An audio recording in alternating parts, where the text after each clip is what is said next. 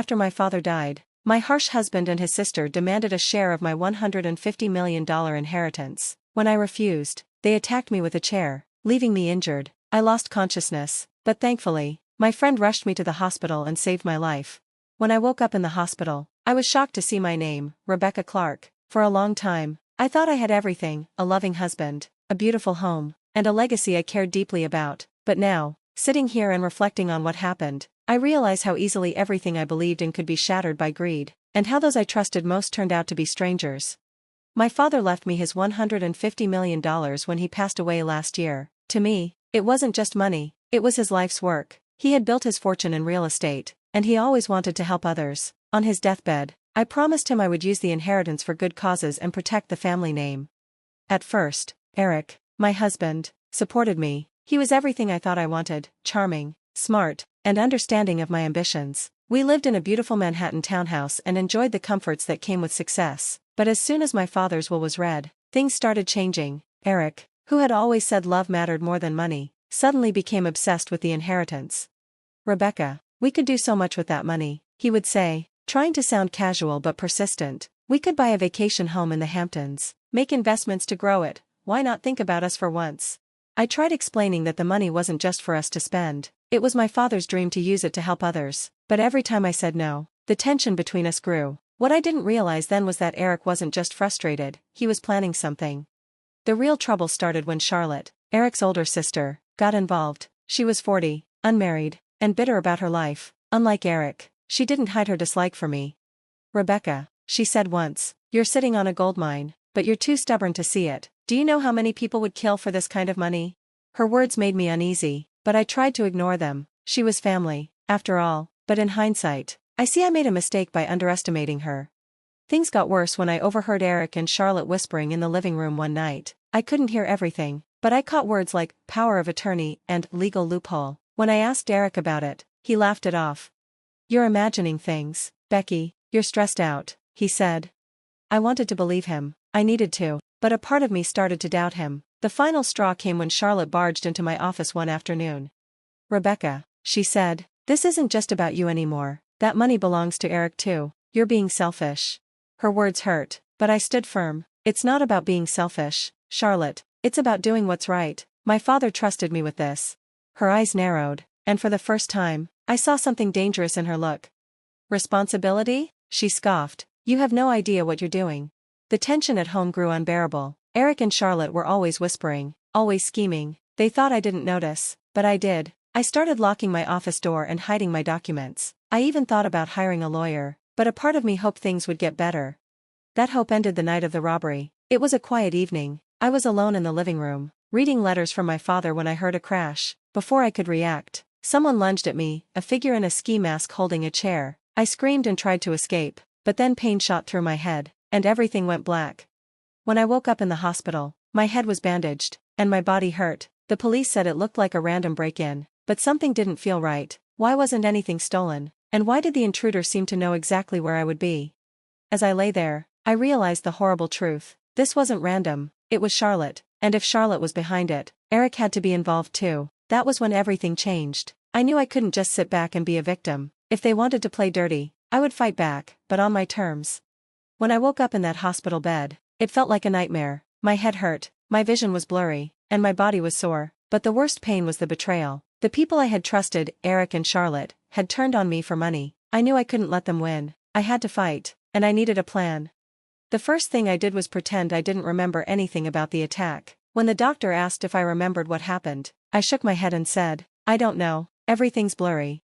The police came to take my statement, but I gave them nothing. I could see they were skeptical, but I didn't care. The less I said, the better.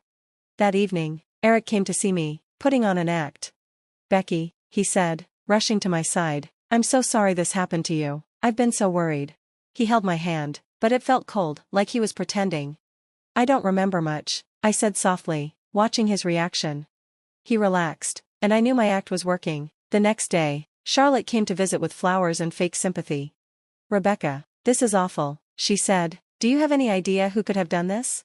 I wanted to scream at her, to tell her I knew exactly who was behind it, but I stayed calm. Instead, I just shrugged weakly. "I don't know, my Beaubourglash." Charlotte's lips curved into a small, satisfied smile. Well, you're lucky to be alive, that's all that matters. Lucky? The word stung, like a reminder of how out of control I felt. No, I wasn't lucky, I was angry, but I wasn't going to show it, not yet. When I was finally discharged from the hospital, I came home to find things exactly as they were, except for Eric and Charlotte. They were everywhere, watching me like hawks. I pretended to be fragile and confused while secretly planning my next move. I knew I needed proof, something solid to expose them. So, I bought a small recorder and hid it in my home office, the one place I knew they couldn't resist snooping through.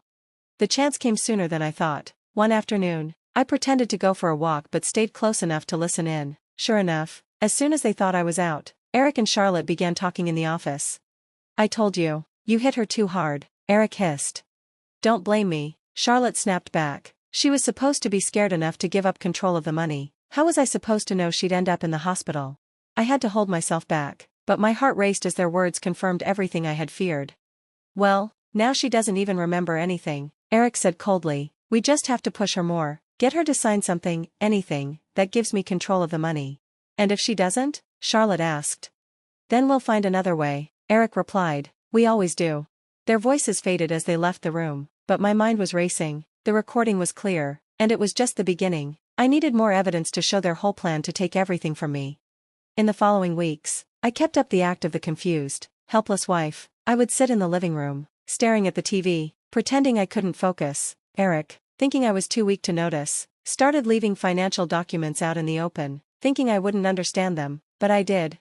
One evening, when Eric was out, I searched through his desk and found a folder labeled Trust Fund Revisions. Inside were drafts of documents trying to give Eric control of my inheritance, disguised as financial management papers. He'd even forged my signature on some. I took photos of everything and emailed them to myself, creating a digital record they couldn't erase.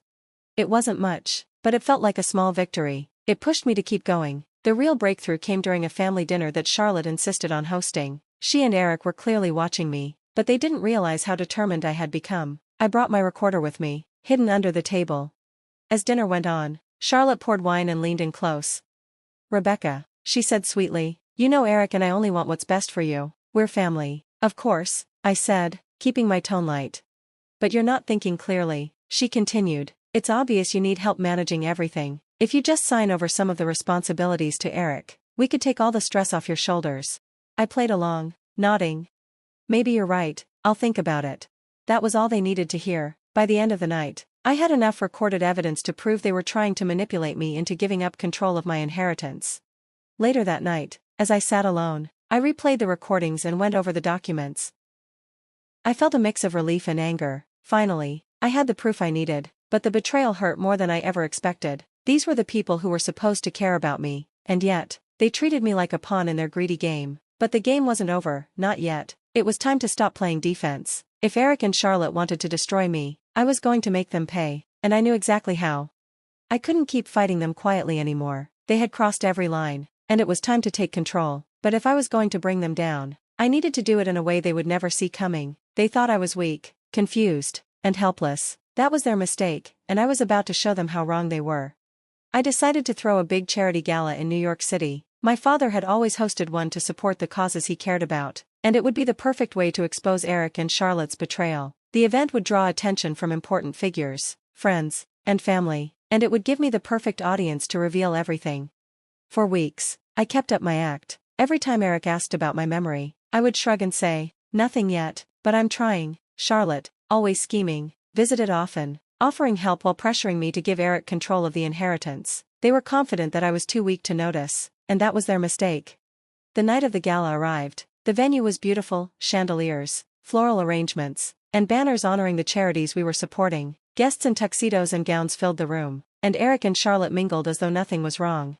Rebecca, this is incredible, Eric said, putting his hand on my shoulder as we greeted guests. You've really outdone yourself. Thanks, I replied with a polite smile. Tonight's going to be unforgettable. If only he knew how true that was. As the evening went on, I gave a short speech about my father's legacy and thanked everyone for attending. Eric and Charlotte stood near the front, acting like they were part of my success. I felt sick, but I pushed those feelings aside. It was time. Ladies and gentlemen, I said, my voice steady, before we continue, there's something important I need to share. It's personal, but I believe you all need to know. The room went silent as I walked over to a large screen. I nodded to the technician, and the recordings I'd made played. The first clip was from my office, where Eric and Charlotte discussed the attack. Their voices echoed through the room, unmistakable and damning. "I told you. You hit her too hard," Eric hissed. "Don't blame me," Charlotte shot back. She was supposed to be scared enough to hand over control of the money. The room gasped. I could see people exchanging shocked glances, whispering to one another. Eric's face went pale, and Charlotte's jaw dropped as she realized what was happening. The second recording played. It was from the family dinner, where Charlotte tried to manipulate me, her voice dripping with false sweetness. "If you just sign over some of the responsibilities to Eric, we could take all the stress off your shoulders," she said.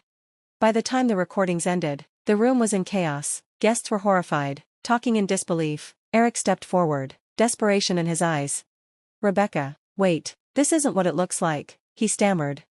I ignored him and turned to face the audience. "These are the people I trusted most, my husband and his sister. They conspired to steal my inheritance through lies, manipulation, and violence. But their greed blinded them to one thing: I will not be a victim." The shock wasn't over. I held up a folder, letting the tension build before I continued. "And now, for the final revelation." I opened the folder. "This is my father's will, something he helped me prepare years ago. It overrides all other arrangements. Effective immediately, every dollar of the $150 million inheritance will go to the charities my father supported. Neither Eric nor Charlotte will receive a penny." The crowd erupted in applause, but I barely heard it. I was watching Eric and Charlotte, their expressions shifting from shock to fury. For the first time, they were powerless. But I didn't stop there. After the gala, I handed all the evidence to the authorities: recordings, forged documents, and testimony from Charlotte's former friends who came forward after seeing the gala revelations. It was more than enough to charge them with assault, conspiracy, and fraud. A week later, the police arrived at our home. I stood by the window, watching as Eric and Charlotte were handcuffed and led away. Eric tried to make eye contact with me, but I turned away. There was nothing left to say. Watching them face the consequences should have brought me relief, but all I felt was sadness, not for them, but for the people I thought they were. The husband I once loved and the sister-in-law I tried to welcome had been nothing more than masks hiding their greed. But their downfall wasn't the end of my story, it was just the beginning of a new chapter. A chapter where I would rebuild my life on my own terms, without their influence. As I watched Eric and Charlotte being taken away in handcuffs, I expected to feel victorious, even proud. After all, I had exposed their lies, turned their plans against them, and made sure they faced justice. But what I really felt was a sense of closure, like I was finally free from their control.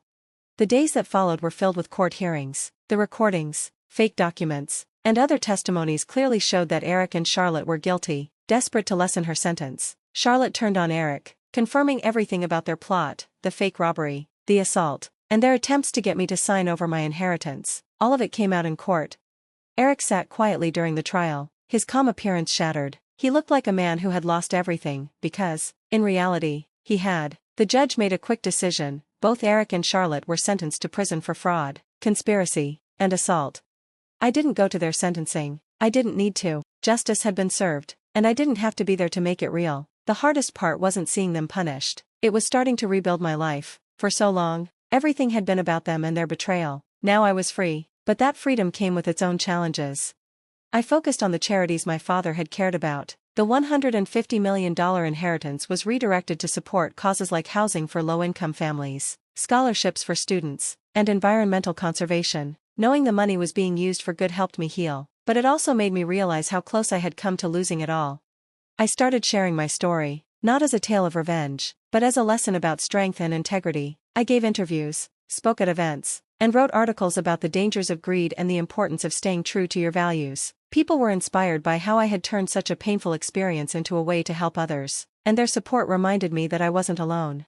One of the most touching moments came when I visited my father's favorite charity, a small organization that built affordable homes for families in need. I met some of the families who had benefited from the donations I made. Seeing their smiles and hearing their stories reminded me why I had fought so hard to protect my father's legacy. One woman, Maria, a single mother of 3, told me, "Your father's work changed our lives, and now so has yours. Thank you."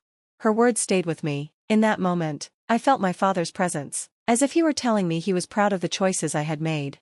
I also made changes in my personal life. I sold the Manhattan townhouse where so much of the drama had taken place. It was beautiful, but it held too many painful memories. I moved to a quieter home outside the city, a place surrounded by nature where I could truly start fresh. My friends and family who had supported me became my foundation. They reminded me that not everyone is like Eric and Charlotte, and that trust could be rebuilt in the right circumstances. Slowly, I began to open up again, though I stayed cautious. Betrayal leaves scars, but it also teaches you to value the people who truly care.